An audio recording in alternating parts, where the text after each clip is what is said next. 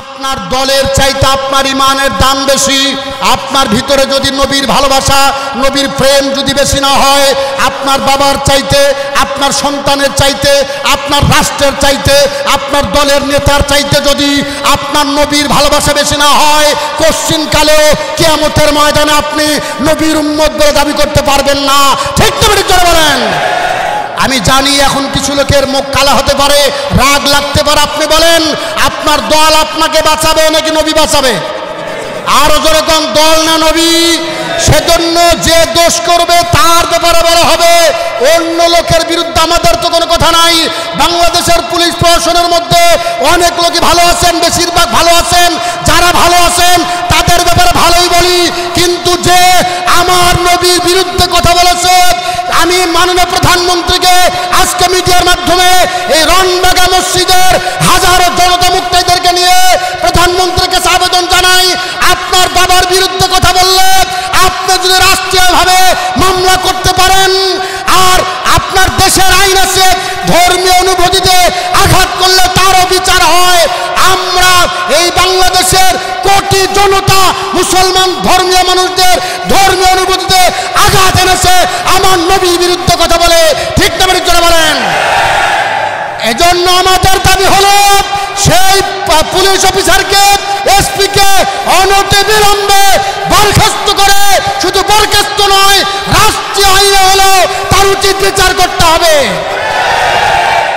কারণ মনে রাখবেন, এর আগেও বলেছি, একটা মশলা হলো সমস্ত বিচার রাষ্ট্রীয়ভাবে হয়, আমার নবীর জামানায় ছিল, কিন্তু একটা বিচার রাষ্ট্রীয়ভাবে নয়, সেটা জনগণ হাতে উঠায় নিতে পারে। মান সাব্বা নবিয়ান ফাকতুলুহু, আমার নবীকে যদি কেউ গালি দেয় তার একটাই বিচার, সেটা হলো মৃত্যুদণ্ড, হত্যা করা। ঠিক কি না? এজন্য ভালোবাসার দরকার আছে না নাই? আর হুজুর কতক্ষণ আছে না নাই? মুসলমান কথাটা একটু ভালো করে খেয়াল করে শুনবেন, যেই নবীর ঘুম যেন কষ্ট না হয়, ঘুম নষ্ট হবে এতটুক কষ্ট দিতে সাহাবায়ে কেরাম চায় নাই, সেই নবীকে যদি কুলাঙ্গার কেউ যদি গালি দেয়, মনে রাখবেন আমার জীবন এই দুনিয়াতে রেখে কোনো লাভ হবে না। আমার নবীর বিরুদ্ধে যারা কথা বলবে তাদের বিচার হতেই হবে। ঠিক না ঠিক করে বলেন।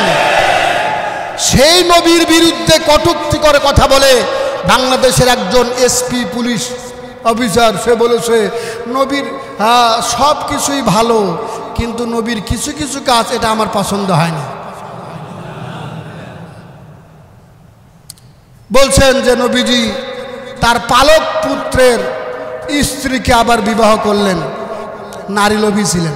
নাউজুবিল্লাহ কন্যা, এটা বলেন তো দেখি, নবীজি যখন খাদিজাতুল কুবরা রাদিয়াল্লাহু তাআলাকে বিবাহ করলেন তখন নবীর বয়স ছিল 25 বছর। কত বছর? বিবাহ করলেন কত বছর মেয়েকে? 40 বছর। অথচ নবীজি বিবাহ করার আগে আরো 2 জায়গায় খাদিজাতুল কুবরার বিবাহ হয়েছিল, তারপরে নবীজি বিবাহ করলেন তাকে, তাহলে বুঝা গেল নবীজি নারী লোভী। কতক্ষণ না এটা বোঝা যায়।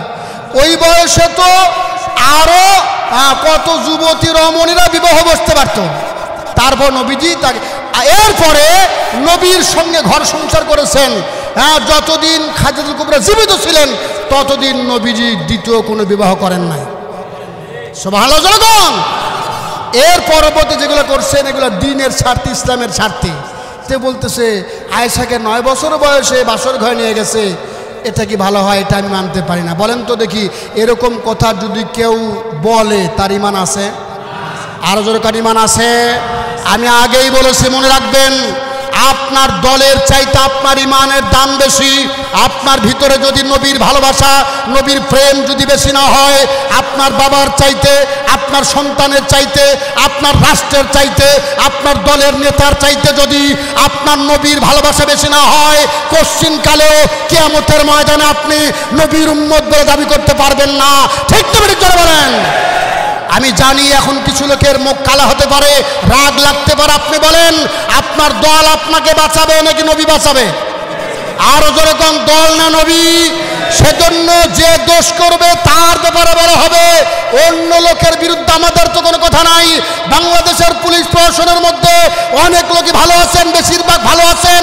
যারা ভালো আছেন তাদের ব্যাপারে ভালোই বলি, কিন্তু যে আমার নবীর বিরুদ্ধে কথা বলেছে, আমি মাননীয় প্রধানমন্ত্রীকে আজকে মিডিয়ার মাধ্যমে এই রণবাগা মসজিদের হাজারো জনতা মুক্তিদেরকে নিয়ে প্রধানমন্ত্রীকে আবেদন জানাই, আপনার বাবার বিরুদ্ধে কথা বললে আপনি যদি রাষ্ট্রীয়ভাবে মামলা করতে পারেন, আর আপনার দেশের আইন আছে ধর্মীয় অনুভূতিতে আঘাত করলে তারও বিচার হয়।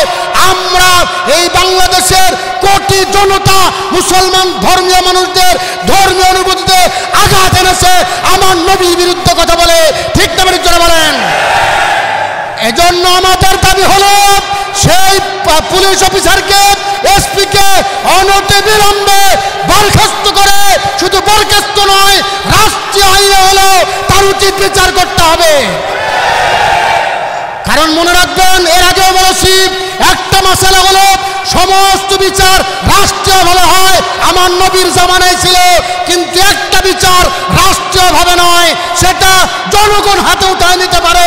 মান সাব্বা নবিয়ান ফাকতুলুহু, আমার নবীকে যদি কেউ গালি দেয় তার একটাই বিচার, সেটা হলো মৃত্যুদণ্ড, হত্যা করা, ঠিক কিনা জনগণ? এজন্য আপনি যদি বিচার করতে ব্যর্থ হন, বাংলার কোন জনগণ কেউ না কেউ তাকে মেরে সে জান্নাতে চলে যাবে, ঠিক কিনা জনগণ? আমার জীবন যেতে পারে নবীর ইজ্জত হেফাজত রক্ষা করবার জন্য, আমরা প্রয়োজনে জীবন দিতে রাজি আছি। কারা কারা হাত দেখান?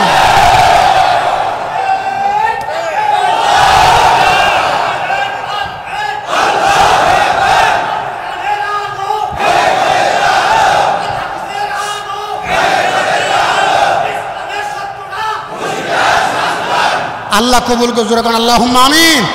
কারণ আমি জানি বাংলাদেশের প্রধানমন্ত্রী মুসলমান, কতক্ষণ নাকা বাংলাদেশের প্রধানমন্ত্রী মুসলমান, আপনি মুসলমান, আপনি মুসলমান থাকবেন তখন আমার নবীর ইজ্জতের হেফাজত হবে যখন, কতক্ষণ নাকা?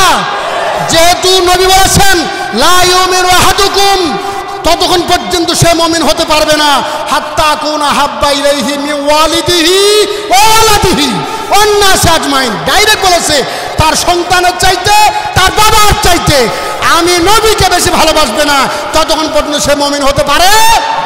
সুতরাং বঙ্গবন্ধু, জাতির জনক বঙ্গবন্ধু শেখ মুজিবুর রহমানের বিরুদ্ধে কেউ কথা বললে বাংলাদেশে আপনি যদি বিচার করতে পারেন, আমার নবীর বিরুদ্ধে কথা বললেও তার বিচার করতে হবে ইমানদার হয়ে থাকলে, ইমানের পরিচয় দিয়া, ঠিক কি নজরে বলেন? আল্লাহ পাক আমাদের সবাইকে কথার উপর আমল করার তৌফিক নজরে করেন, আমিন। এই জীবনে কোনো দাম নেই, মোরা লাগবেই একদিন, মরতে যখন হবে শাহাদাতের মরণ দরকার। রাগ করলেন আপনারা? করার কিছুই নাই। আমার নবীকে যদি মানেন, নবীর কথা মানেন, এই কথা সত্য, বাবার চাইতে নবীকে বেশি ভালোবাসার দরকার, ঠিক কিনা জনগণ? জানেন না, এই তো ইমানদার আর বেঈমানের পার্থক্য হবে এই মুহররম মাসে।